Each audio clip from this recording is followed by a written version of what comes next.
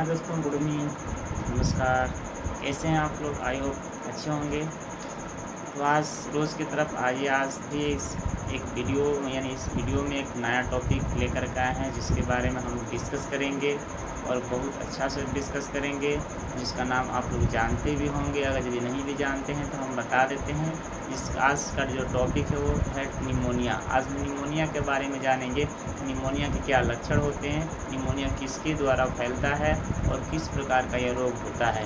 ठीक है, तो आज इस वीडियो में इस निमोनिया के बारे में हम लोग विस्तार से जानेंगे। तो चलिए आइए स्टार्ट करते हैं वीडियो को और देखते हैं कि इसमें क्या क्या मतलब लक्षण होते हैं और निमोनिया किसके द्वारा होता है और ये इसके होने के जो लक्षण होते हैं और इसके उपचार हम क्या कर सकते हैं ताकि हम इससे बच सकते हैं। ठीक है, तो आइए स्टार्ट करते हैं।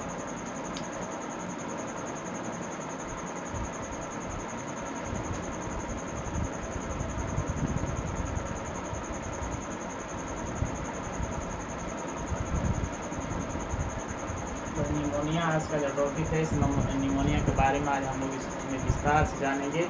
एक भी पॉइंट इधर उधर नहीं होगा और इसको आप लोग ध्यान से समझिएगा और इस वीडियो को आप लोग अंत तक जरूर देखिएगा, क्योंकि अंत तक देखेंगे तभी समझ में आएगा।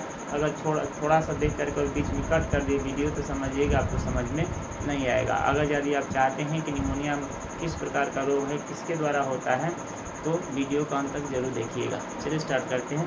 सबसे पहले ये जानते हैं कि निमोनिया जो होता है, यह निमोनिया किस स्थान पे होता है, शरीर के कौन से भाग में होता है, और उसके बाद जानेंगे कि किस के कारण ये होता है। ठीक है ना, आइए समझते हैं।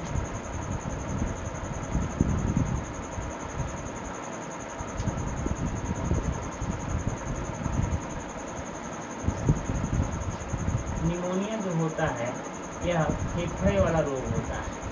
इसमें होता है फेफड़े, ठीक है ना, यह फेफड़े में होता है।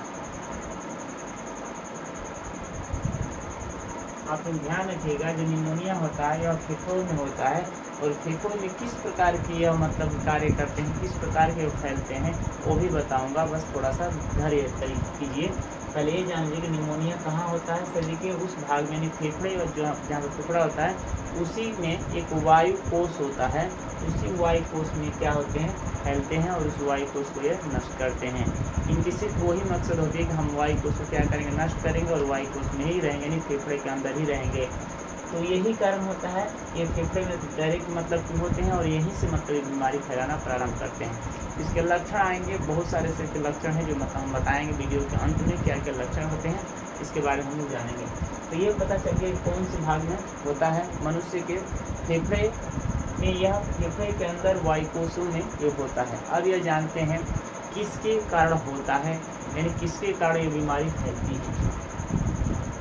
ये जीवाणु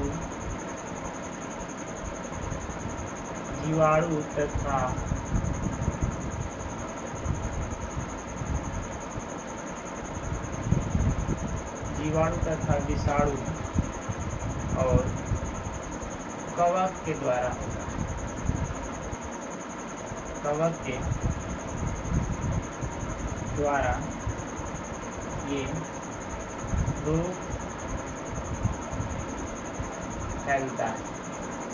ठीक है ना, यह एक संक्रमण रोग है। ठीक है ना, क्या है, एक संक्रमित रोग है। मतलब कि एक दूसरे में अगर यदि यह बीमारी किसी दूसरे व्यक्ति में है तो उससे यह बीमारी फिर दूसरे व्यक्ति में पहुंच सकती है। इसीलिए इसको संक्रामक बीमारी कहा गया है। ठीक है ना, यह संक्रामक बीमारी है।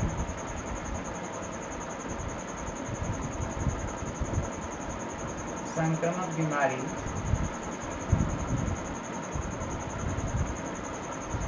संक्रामक बीमारी होती है, यानी दूसरे की बीमारी, जो बीमारी से ग्रस्त व्यक्ति है, अगर उसका यदि कोई संदूषित किया हुआ जल है या संदूषित किया हुआ भोज्य पदार्थ है या उससे निकले हुए जो गले से निकले हुए उसका थूक या खेखार जो होता है, उससे ये क्या होते हैं, वो बीमारी फैल सकती है।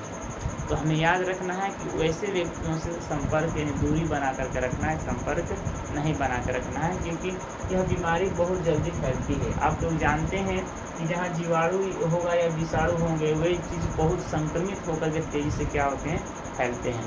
तो हमें इन चीज़ पर क्या करना है, ध्यान देना है। इन्हीं जीवाणु में विषाणु में एक मतलब हम किसी एक का नाम लेते हैं जो मतलब कि स्ट्रेप्टोकोकस का नाम से जाना जाता है। उसी के कारण क्या होते हैं, बीमारी फैलती है। ठीक है ना, स्ट्रेप्टोकोकस।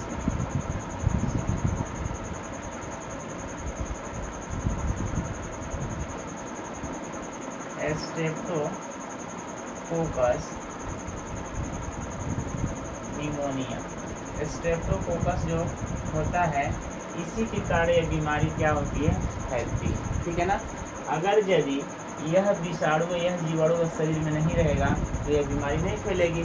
लेकिन अगर यदि कोई व्यक्ति इस बीमारी से ग्रस्त है और उसके हम संपर्क में आ गए तो ये बीमारी हमें भी क्या करेगी, पकड़ लेगी। ठीक है, तो इसमें हम लोग यह जानेंगे कि किस निमोनिया जो होता है फेफड़े में होता है, ठीक, फेफड़े के वायुकोशों में होता है, और किसके कारण होता है, जीवाणु तथा विषाणु के कारण होता है। अब इसमें हम एक चीज़ विस्तार से जानते हैं, संचरण। ठीक है ना, अब इसमें हम विस्तार से जानते हैं कि मतलब संचरण किस प्रकार मतलब जीवाणु या विषाणु हमारे शरीर में कार्य करते हैं और किस प्रकार एक स्थान से दूसरे स्थान जाते हैं कि तब बीमारी हमारे शरीर में फैलती है। तो आई होप कि यहाँ तक आप लोगों को पता चल गया होगा कि किसके कहाँ कौन से भाग में बीमारी फैलती है और किसके कारण मतलब बीमारी होती है। याद रखिए कि जीवाणु तथा विषाणु और कवक के द्वारा रोग क्या होता है, फैलता है, और एक प्रकार का संक्रमण बीमारी है। और किसके कारण होता है, स्ट्रेप्टोकोकस निमोनिया, यानी स्ट्रेप्टोकोकस के कारण निमोनिया बीमारी फैलती है। ठीक है, अब इसको संचरण की विधि हम लोग विस्तार से जानते हैं कि आखिर किस प्रकार इसमें प्रक्रिया होती है, किस प्रकार से प्रक्रिया होने के बाद यह गुणन करते हैं और किस प्रकार अपनी संख्या को बढ़ाते हैं और एक बीमारी फैलाते हैं।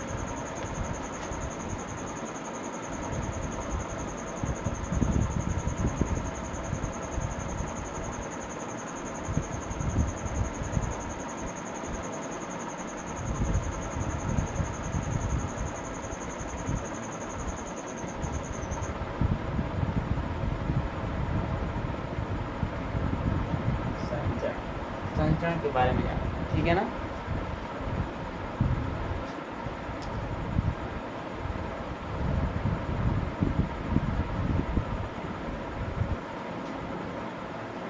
यहाँ ब्रैकेट में निमोनिया भी एक बार लिख देते हैं।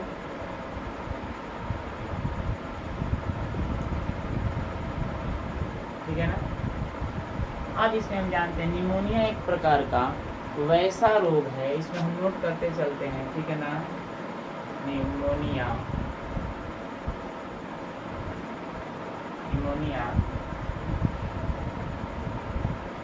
एक प्रकार का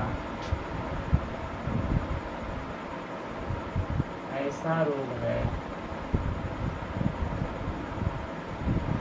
जो फेफड़े में होने वाले रोग होते हैं।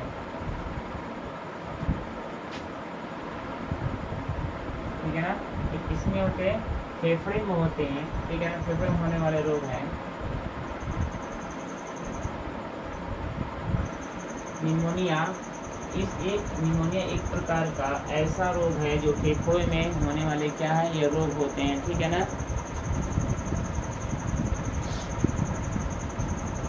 यह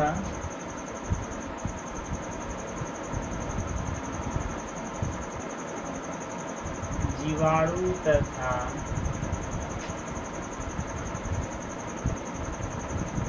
विषाणु और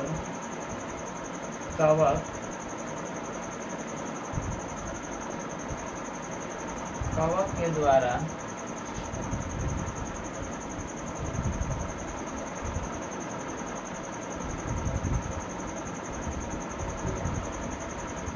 फैलने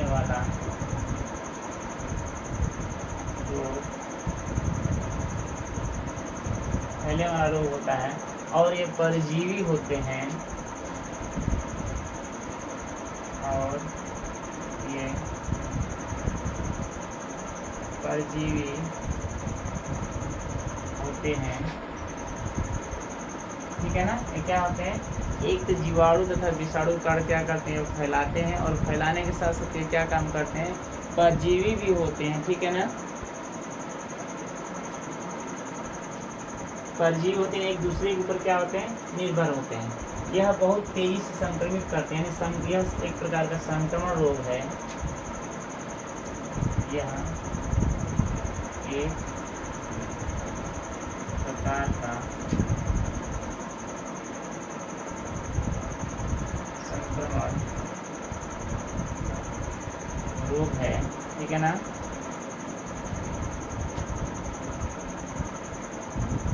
ये जीवाणु तथा विषाणु फेफड़े के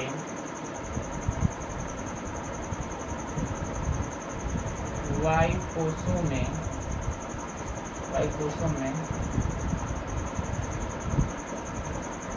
प्रवेश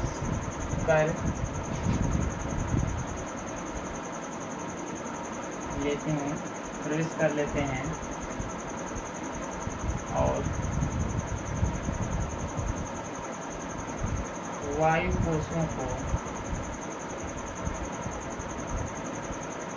कोषों को नष्ट कर देते हैं, वायु कोषों को नष्ट कर देते हैं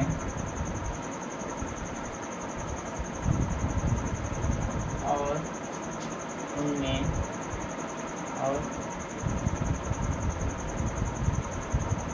वायु कोष नहीं लिखेंगे और फेफड़ों में तरल भर जाता है और फेफड़ों में तरल भर जाता है, जिसके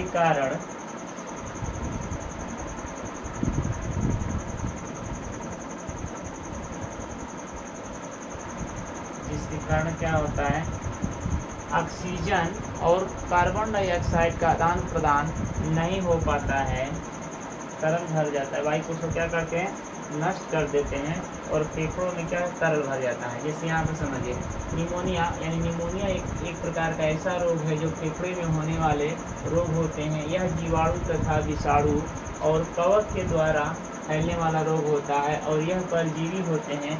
यह एक प्रकार का संक्रमण रोग है। ये जीवाणु तथा विषाणु फेफड़े के वायु कोषों में प्रवेश कर लेते हैं और वायु कोषों को क्या करते हैं, नष्ट कर देते हैं।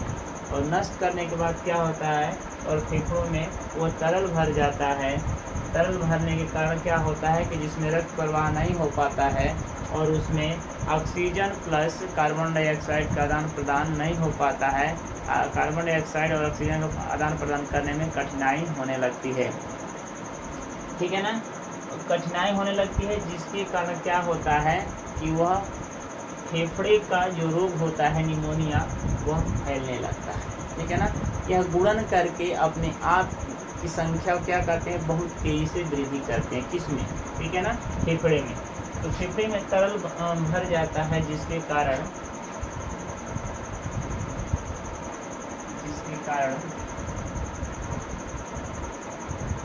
फेफड़े में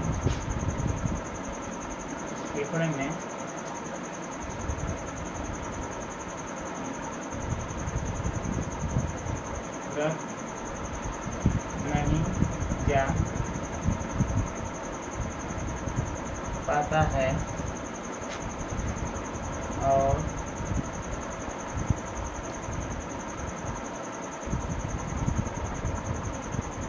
ऑक्सीजन तथा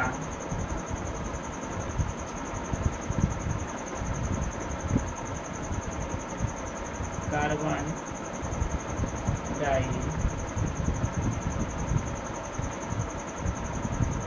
डाइऑक्साइड, ठीक है ना। कार्बन डाइऑक्साइड ब्रैकेट में CO2 लिख देते हैं और यहाँ ब्रैकेट में क्या लिख देते हैं, O2 लिख देते हैं, ठीक है ना। जो रक्त नहीं जा पाता है और ऑक्सीजन तथा कार्बन डाइऑक्साइड का आदान प्रदान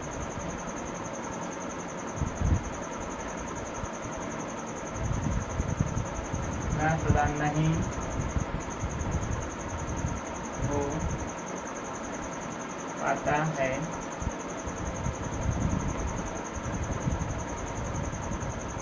जिसके कारण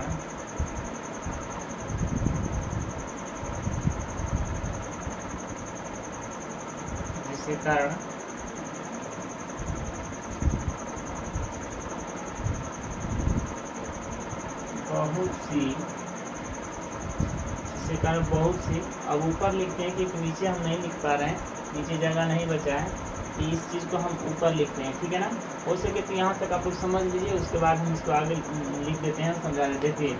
तो यहाँ तक हम समझाएं, जिसके कारण क्या होता है, फेफड़े में रक्त नहीं जा पाता, और रक्त नहीं जा पाएगा तो वहाँ पर ऑक्सीजन तथा कार्बन डाइऑक्साइड का क्या होगा, आदान प्रदान होना मुश्किल हो जाता है, ठीक है। आदान प्रदान करने में क्या होता है, वहाँ पे कठिनाइयों का सामना करना पड़ता है, ठीक है ना।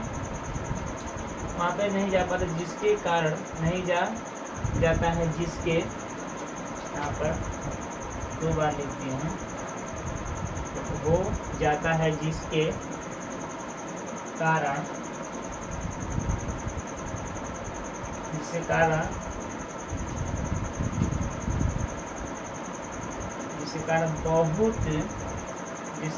बहुत सी कठिनाइयाँ होती है, जिस कारण बहुत सी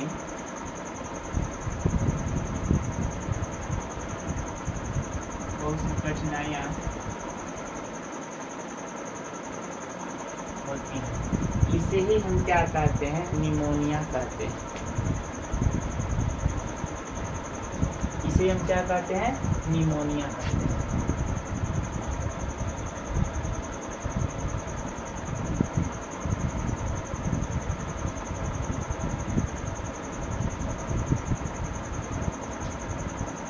कठिनाई होती है,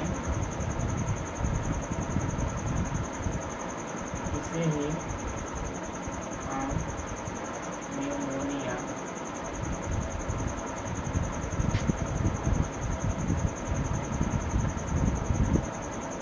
कहते हैं, ठीक है ना। तो ये हम लोग जान गए कि किसके कारण होता है, ठीक है ना, और किस जगह पे होता है और किस प्रकार के मतलब की बीमारी होती है, ठीक है ना। अब इसमें थोड़ा सा और एक चीज़ हम जानना चाहते हैं कि अगर यदि ये ऑटोमेटिक बीमारी तो होगी नहीं, इसमें के संपर्क में आने के बाद ही मतलब बीमारी फैलती है। कभी कभी इस तरह का होता है कि कभी ऑटोमेटिक की बीमारी होती है, पहले से मतलब ये बीमारी की उत्पत्ति होते होते एक दिन ऐसा आता है कि बीमारी उत्पन्न हो जाती है, और कभी कभी ऐसा समय आता है कि मतलब किसी संक्रमण व्यक्ति के आसपास आने से बीमारी फैलती है। तो जैसे मान लीजिए कोई व्यक्ति इस बीमारी से संग्रसित है, निमोनिया कहते हैं।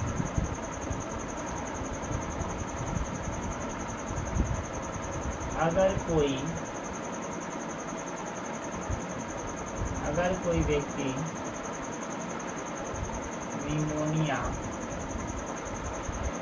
निमोनिया से संदूषित है,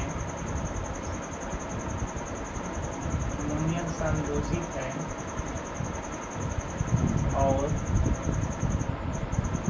संदूषित है तो उसके संपर्क में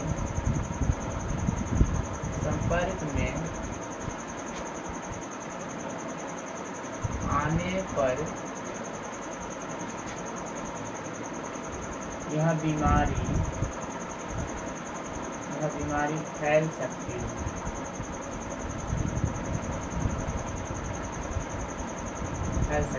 जैसे संदूषित जल या भोज्य पदार्थ,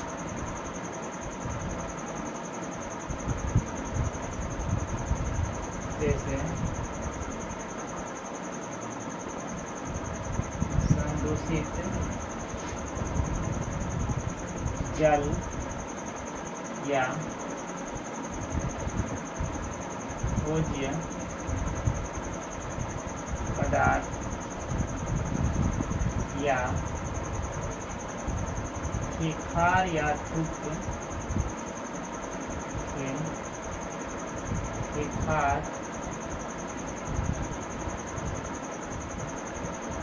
और थूक,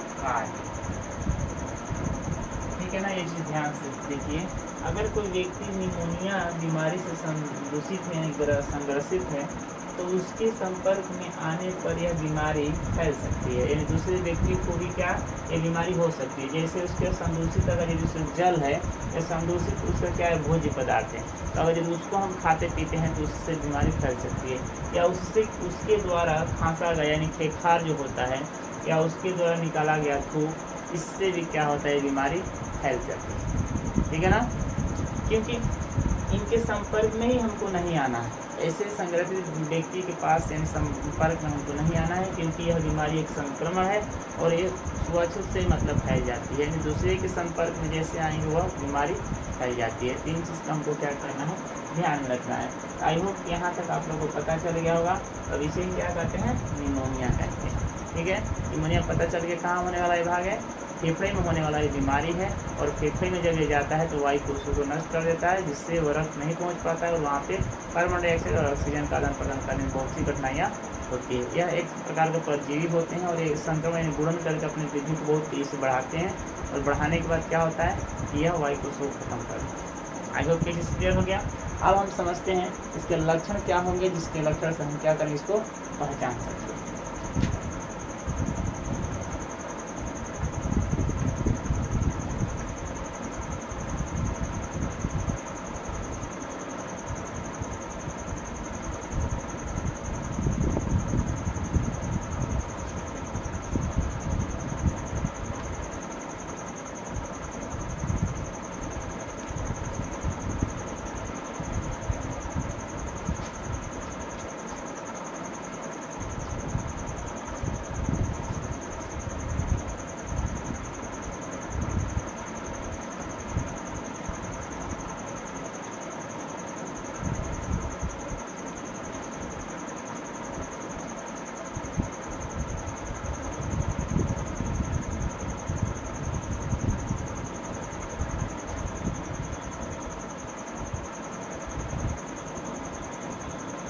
देखिए दो एक प्रकार का क्या है, एक रासायनिक अभिक्रिया है, एक ड्रॉपलेट है और एक फोमाइट है। अगर यदि किसी को अगर ये निमोनिया में यदि बीमारी हो गई है तो उसको हम क्या करते हैं, पहले ड्रॉपलेट या फोमाइट को क्या करते हैं, रिलीज करते हैं, उसकी ये दवा के रूप में उसको देते हैं। अगर यदि इससे क्या होते हैं, अगर यदि वह जीवाणु विषाणु नहीं मरते हैं तो वही क्या काम होते हैं कि वही चले जाते हैं किसमें, फेफड़े और वायु कोषों में, और वहाँ पर जाकर गुणन करते हैं। गुणन करने के बाद अपनी वृद्धि क्या करते हैं, बढ़ाते हैं, और बढ़ाने के बाद क्या करते हैं, वो उस वायु कोषों को नष्ट करते हैं। और नष्ट करने के बाद वहाँ पे क्या होता है, वहाँ पे रक्त फेफड़े में नहीं जा पाता है और वहाँ पे कार्बन डाइऑक्साइड और ऑक्सीजन का आदान प्रदान नहीं हो पाता है, तो वहाँ पे क्या होता है, वो निमोनिया का रूप धारण कर लेता है। लेकिन सबसे पहले जब निमोनिया होती है तो इन्हीं का इलाज दिया जाता है। ठीक है ना, ड्रॉपलेट और फोमाइट का याद रखिएगा। ड्रॉपलेट और फोमाइट का ही मतलब इस नॉर्मल में ये मतलब दिया जाता है, ताकि इससे क्या होती है, मतलब बीमारी खत्म हो जाए। अगर इससे नहीं खत्म होती है, अगर इससे नहीं मरते हैं जीवाणु या विषाणु, तब जाकर तो निमोनिया का लक्षण होता है, निमोनिया बीमारी फैलती है। याद रखिएगा ड्रॉपलेट और फोमाइट।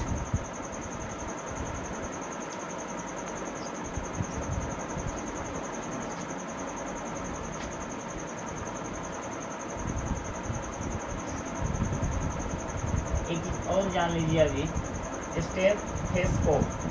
स्टेथोस्कोप इसको क्या कहा जाता है, यह अगर यदि जिस निमोनिया का हम लक्षण के हिसाब से पहचानते हैं या एक्सरे के हिसाब से उसको देखते हैं या उसके ध्वनि के कारण हम क्या करते हैं उसको पहचानते हैं, उसको जो टेस्ट हम करते हैं उस टेस्ट को स्टेथोस्कोप कहा जाता है। निमोनिया के टेस्ट को क्या कहा जाता है, स्टेथोस्कोप कहा जाता है। निमोनिया का टेस्ट, निमोनिया के टेस्ट को क्या कहा जाता है, स्टेथोस्कोप। स्टेथोस्कोप याद रखिएगा, स्टेथोस्कोप यानी निमोनिया के टेस्ट जो जिस प्रक्रिया से ये टेस्ट किया जाता है उसे स्टेथोस्कोप के नाम से जाना जाता है। याद रखिएगा, ठीक है। तो आई होप याद हो गया। ऐसे ड्रॉपलेट और फोमाइट को पहले यूज़ किया जाता है। अगर जिससे मर जाते हैं जीवाणु और विषाणु तो समझिए को निमोनिया नहीं होगी। अगर यदि नहीं मरते हैं तो निमोनिया का धारण कर लेते हैं वो फेफड़े में जाने के बाद। और उसके बाद जो इनका जो टेस्ट होता है इसको हम क्या कहते हैं, स्टेथोस्कोप के नाम से जानते हैं।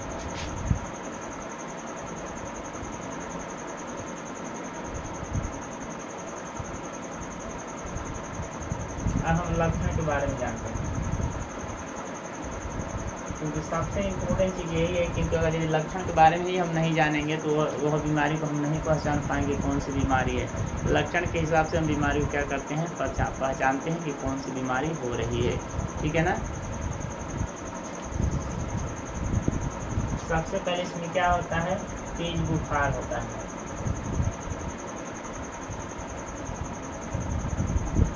तेज बुखार होता है, ठीक है ना। नंबर 2 ये होता है शरीर में कपकपाहट का मतलब की प्रक्रिया होती है। शरीर का माने कांपता है, शरीर में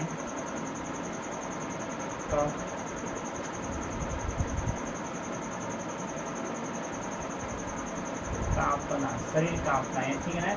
शरीर क्या होता है, वो कांपता है, शरीर पूरा मतलब इस तरह कांपेगा और कांप करके क्या होगा, शरीर में बुखार आएगा। ठीक है ना, ये प्रक्रिया होती है। यानी तेज बुखार होगा, शरीर में क्या होता है, कंपन होता है, कपकपी चुका जाता है। ठीक है ना। उसके बाद नेक्स्ट जो होता है, सांस छोड़ने में क्या होता है, सांस छोड़ने में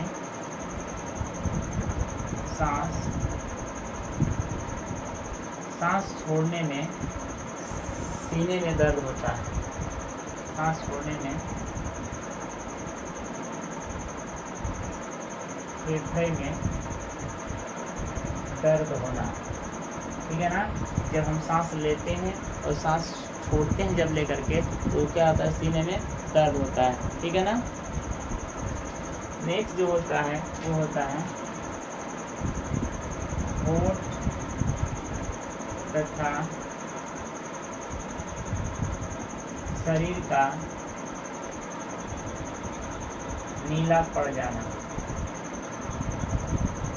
ठीक है ना। क्या होता है, इस बीमारी में क्या होते हैं, जो ओठ होते हैं, जो होठ, वो क्या होते हैं, नीला पड़ जाते हैं, या शरीर का जो भाग होता है वो क्या होता है, नीला पड़ जाता है।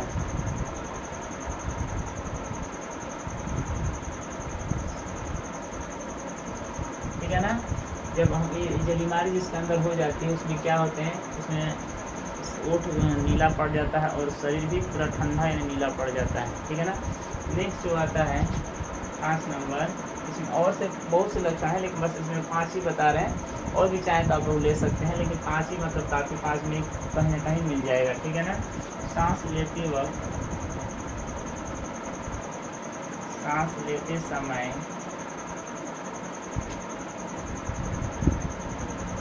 फेफड़े में घर घर का आवाज़ करना। यहाँ फेफड़े नहीं लेकर के हम गले लिखते हैं। ठीक है ना।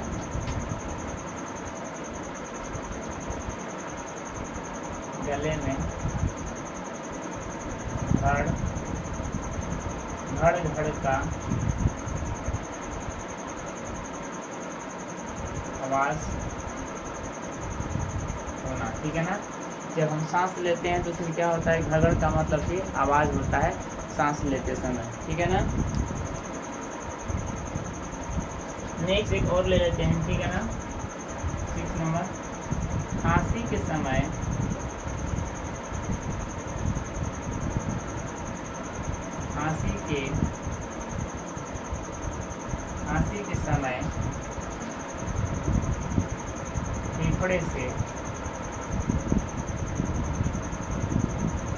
फेफड़े से श्लेष्मा बाहर निकलते हैं। श्लेष्मा बाहर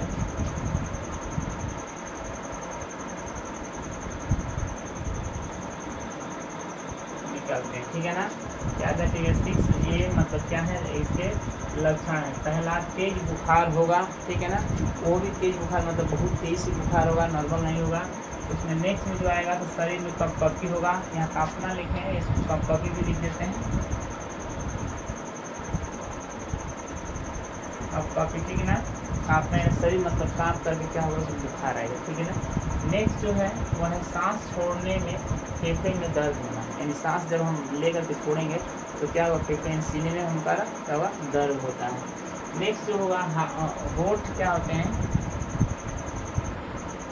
होंठ क्या होते हैं, शरीर होठ या शरीर क्या होता है, नीला पड़ जाता है, यानी होठ का नीला पड़ जाना, शरीर के ऊपर नीला पड़ जाना, ठीक है ना। नेक्स्ट जो 5 नंबर है वो है सांस लेते समय गले में घर घर का आवाज़ होना, ठीक है ना।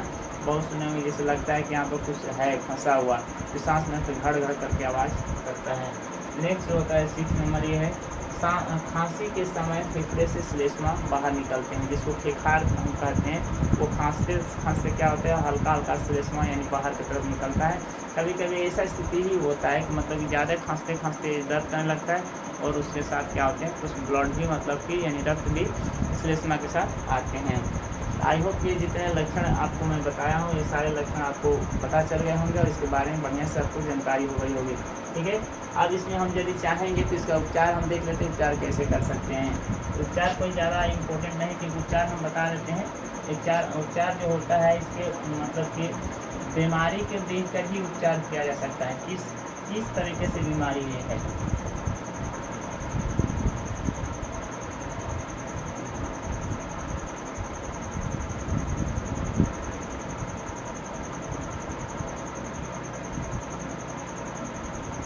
उपचार जो है इस बीमारी को देख करके इसके हिसाब से इसको उपचार किया जा सकता है एक बात में, ठीक है ना।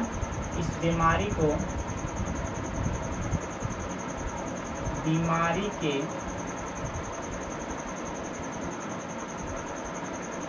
हिसाब से इसका उपचार किया जाता है, ठीक है ना। अगर किस प्रकार की बीमारी है, ज़्यादा हाई है कि ज़्यादा लो है, उसके हिसाब से इसका हम क्या करेंगे, उपचार करते हैं। अन्यथा उपचार नहीं करने लायक होता है, तब इसका हम ट्रीटमेंट अच्छा बड़ा वाला देते हैं, जो मतलब कि पहले हम बताए थे। अगर नॉर्मल होगा तो हम यहाँ दवा देंगे, ठीक है ना, जिसको हम क्या कहते हैं, नॉर्मल वाले को हम क्या कहते हैं, ड्रॉपलेट के जो ड्रॉपलेट बताए हैं, ठीक है ना, उसी को हम दे करके उनको मारते हैं। अगर यदि वो नहीं मारते हैं तब निमोनिया का कारण मतलब बनता है और तब निमोनिया की बीमारी फैलाते हैं, ठीक है ना। तो इसके बीमारी के हिसाब से इसका हम क्या कर सकते हैं, उपचार करते हैं। इसका जो उपचार होता है 2 तरह से होता है। एक होता है ट्यूबुलर होता है, ठीक है ना, एक होता है ट्यूबुलर, और जो 2 नंबर होता है ट्यूबुलर जो होता है मतलब प्रथम उपचार है। ये ज़्यादा कोई हार्ड नहीं होता, नॉर्मल होता है।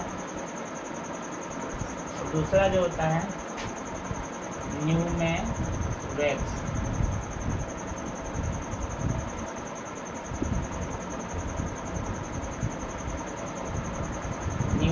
होता है, ठीक है ना। एक पहला प्रथम ट्यूबुलर होता है और दूसरा न्यूमेवैक्स होता है। 2 प्रकार के क्या उपचार हैं, इन दोनों में से किसी एक उपचार को हम क्या कर सकते हैं, अपना सकते हैं, ठीक है ना। आई होप ये सारे पॉइंट्स क्या हो आप लोग क्लियर हो गए होंगे, और इसमें किसी प्रकार का यदि डाउट है तो आप मुझे कमेंट में जरूर बताइए, क्योंकि मैं उसको फिर से सही करूँगा और आप लोग को अच्छे से समझाऊँगा। बस आज की वीडियो में इतना ही, बस जानेंगे और अगले वीडियो में फिर इसके अगले पॉइंट्स के बारे में जानेंगे। तब तक के लिए बस मुझे इजाज़त दीजिए। जय हिंद, जय भारत। और मेरे वीडियो को लाइक शेयर जरूर कीजिए। अगर यदि मेरे चैनल पर आप नए हैं तो मेरे चैनल को सब्सक्राइब जरूर कीजिएगा, क्योंकि आपका एक लाइक किसी का जीवन बदल सकता है। तो प्लीज़ आपसे रिक्वेस्ट है, आप लोग मेरे वीडियो को ज़्यादा से ज़्यादा शेयर कीजिए और पूरा वीडियो को पूरा फुल वॉच कीजिए और मेरे चैनल को सब्सक्राइब भी कीजिए। जय हिंद, जय भारत।